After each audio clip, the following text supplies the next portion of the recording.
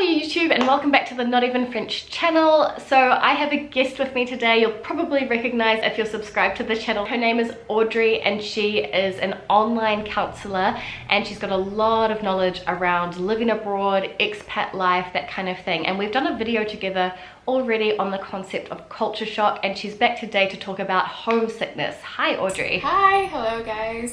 So everything you need to know about Audrey will be in the description box below. She's got a website, she's got a Facebook group, a blog, Instagram, everything. Do you want to let us know a little bit about what we'll be talking about today? Yes, we'll be talking about homesickness. It's something that most expats will experience at some point if you stay somewhere for a longer period of time. Of course, we experience it at various levels, but homesickness, I think, is something that is quite frequent for expats. Yeah, it's something that I've struggled with because no matter how homesick I get, I can't go home. Like I can't drop everything and go back to New Zealand. I'm literally on the opposite point of the planet. So it's all relative, because I genuinely believe, like, whether you're 3 hours away from home or 30 hours, I think it's the same feeling. So yeah, completely. And also I think it's important to mention, it's not because you're missing home and that suddenly you're flying home that when you arrive home all of a sudden you will not be feeling homesick or still depressed, because I think sometimes part of homesickness is maybe romanticizing parts of like things that you have in your home country, and then when you come home you're like, oh, like that's not exactly how I imagined it. It's missing a memory, which is really, really hard, because sometimes I go home and it's kind of like, you know, when you watch a TV series and then you kind of drop off and then you pick it back up again and you're sort of like, you don't recognize the characters anymore, like people have died, people have like come on the scene, and you know it used to be one of your favorite TV series, but you're like, I don't even recognize anyone in the show anymore, like what's going on? And sometimes I have the same feeling when I go home. I'm sort of like, I love this place, but it will never be the same as when I left it, which is completely normal, and it wouldn't be the same had I stayed. It's the most strange feeling. So when your clients come to you about homesickness, what kind of I guess symptoms, or what kind of things are they saying? What kind of experiences are they living when they're going through homesickness? Well, it depends really of the level, but I say that when people would seek my help, it's more like they're feeling very, very depressed, or and when I say very depressed, it's to a point where maybe they're isolating a lot, like not integrating with other people or doing any kind of activity outside of the home. So there's like this withdrawal, or maybe they'll be feeling really bored as well, and it can go as far as even have symptoms that could be diagnosed for actual depression. And do you think it's possible to both love your new country and be homesick, or does it usually come from a place of not being completely happy where you are? No, I don't think necessarily it comes from being unhappy where you are. I think it's definitely exacerbated if you didn't want to live there and you had to settle there for various reasons, because maybe your family chose to live there and you have to follow. Because then all the things that maybe sometimes you would force yourself into saying, oh, what are the positives? Why did I make this choice of living here? Then you don't necessarily have that. But no, I think that even if you love living somewhere, there are things at a deeper level where you notice that, oh yeah, people are very friendly. I love the culture here, but there are things that we don't connect on a maybe like deeper level. So this can cause some kind of homesickness, wanting relationships or conversation to be a bit more seamless, you know, natural, and not constantly having to feel like, oh, we're on a different page. And also sometimes it's very benign, but I think like an accumulation of small things can also create a lot of homesickness.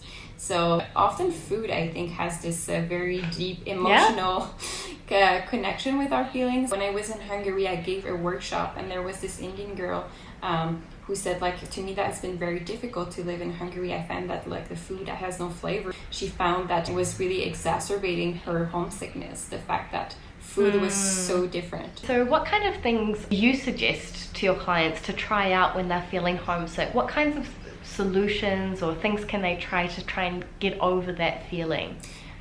There's a lot of things. One of it could be just to acknowledge that it's there and make some space for it, because I feel like if you're trying to just brush it off and just, you know, not taking the time to acknowledge, okay, I'm feeling homesick, and can actually be exacerbated. And a way to take care of that sometimes could be like, is there anything that can make you feel a little bit like home or can feel familiar? Sometimes if you have access to a specialty grocery store and you have access to specific type of food that you miss, or asking for people who are abroad from your family to send you something. I think it's important to keep ties with people back home, which can be very healthy and helpful, especially when you're longing for this understanding. Sometimes just having regular Skype meetings with a few close friends and family can be very helpful.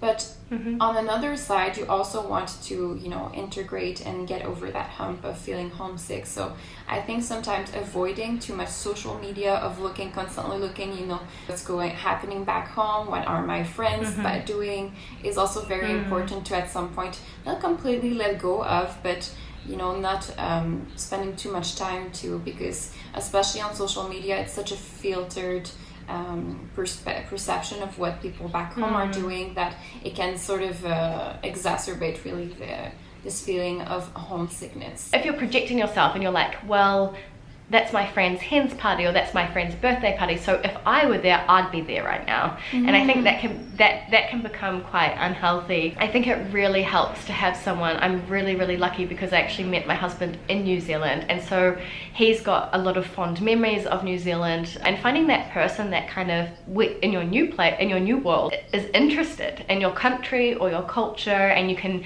either teach them about it or share joint memories about it. I think that's really useful as well. And my husband, he actually listens to New Zealand radio every single day, which, to your point, I actually stopped doing because I found it a little bit too much. Like, I wasn't focusing on what was happening in France because I was still living in New Zealand, but he's kept up with it. It's really cool because he can just slot into any conversation about New Zealand, so that really helps as well. And something that I've also found has helped me is that I've identified a few special places in Paris that I really, really love, that make me feel so grateful for living in the city. And one of them is down on Ile de la Cité, where the Notre Dame is. And when I go down there, if I really am feeling down and homesick, I love to go down there on a nice day and just soak it all in, that gratitude, remember how lucky you are to live here, to be seeing these things, to be learning all these new things. And it's just kind of for me, it's a physical place that brings up all of these feelings of gratitude, so that helps too. I do agree with what you're saying, just having sometimes just a comfort zone and returning back to it. I think it's important when you're in a new country, of course, to explore and get out of this comfort zone.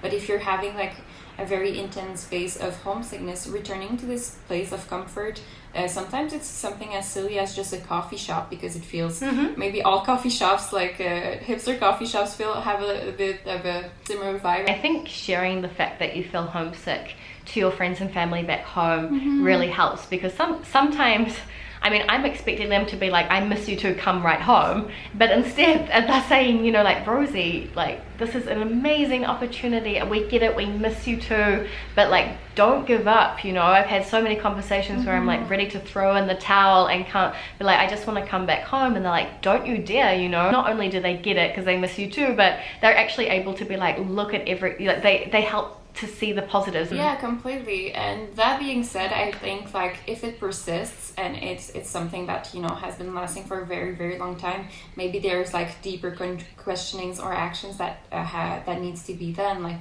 Do I want to stay here long term, which is also a possibility, that after all this reflection you decide that I do want to go back home, if that's a possibility, or to move somewhere else, which is also very valid and a possibility, because sometimes if homesickness, it doesn't seem to be going away and you're fundamentally very unhappy at this place, but then there might be other things in the longer term that needs to be done. Totally. And I think people should challenge themselves to be okay with that as well. It's not a failure if you decide that you would like to change things up. And it also may not be about a country. I couldn't write off France based on Paris. I couldn't say I hate France and living in France based on Paris, because if I, lived in Biarritz and was working for Quicksilver and surfing every morning, my life in France would not feel the same as well. So sometimes I ask myself, am I homesick and not really liking my life right now in France, Or is it the fact that I'm not a big city girl, and it's actually Paris that is dragging me down rather than the concept of France? Completely. I think this is also part of the homesickness, that sometimes that's what's helpful is really identifying